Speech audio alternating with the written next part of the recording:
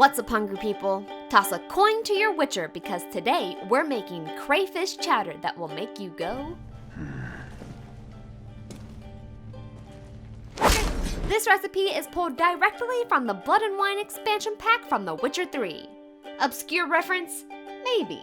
But I still made my fiancé play through a couple dozen hours of storyline just so he could get a few shots of this recipe from the source itself.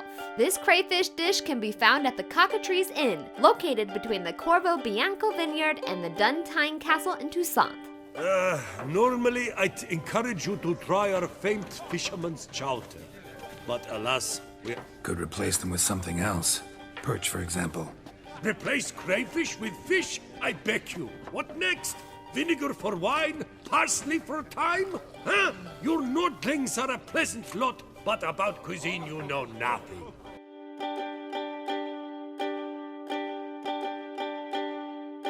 This is the fabled crayfish chowder recipe, which gives pretty specific instructions on how it should be made.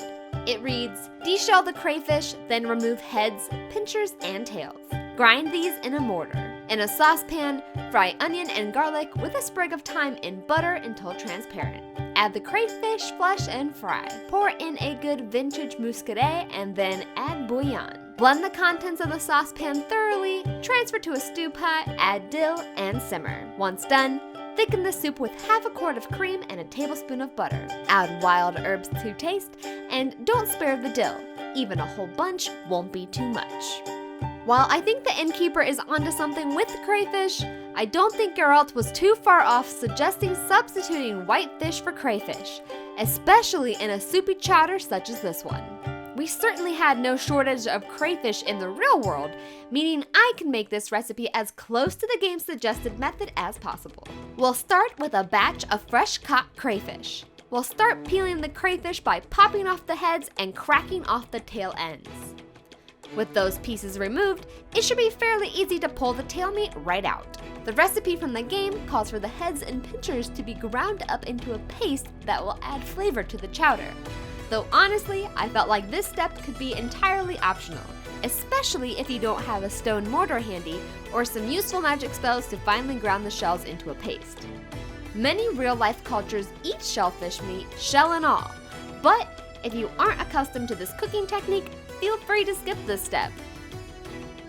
We'll set the tail meat and shell paste aside for now and use a deep cast iron pan to start sauteing the onions.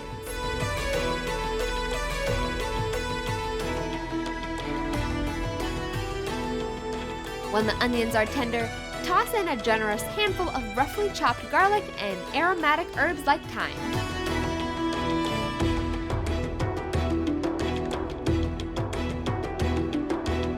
Next, we'll blend in the shellfish paste and start getting that softened up a bit before we add in the crayfish tail meat.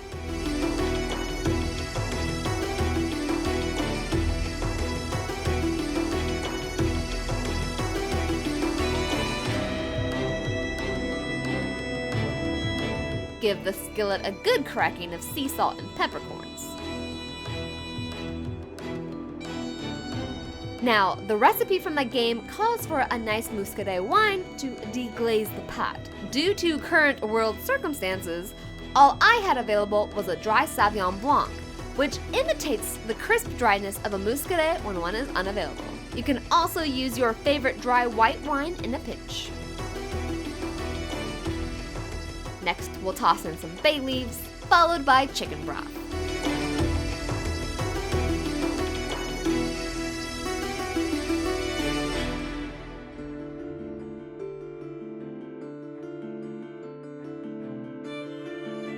Bring the stew to a rolling simmer and give it a generous handful of dill. According to the recipe, even a lot won't be too much. Finally, we'll thicken our chowder with a ration of fresh butter and cream.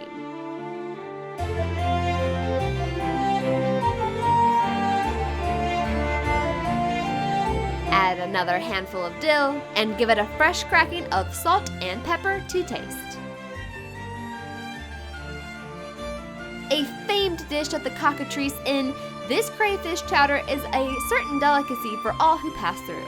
Renowned by travelers and knights alike, After dining upon it, you'll definitely give it a solid. What's your favorite recipe from the Witcher game series? And what fictional feast should I cook up next? Let me know down in the comments below.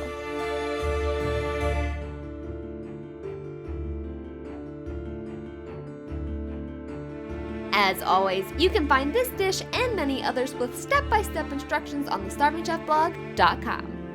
I hope you all enjoyed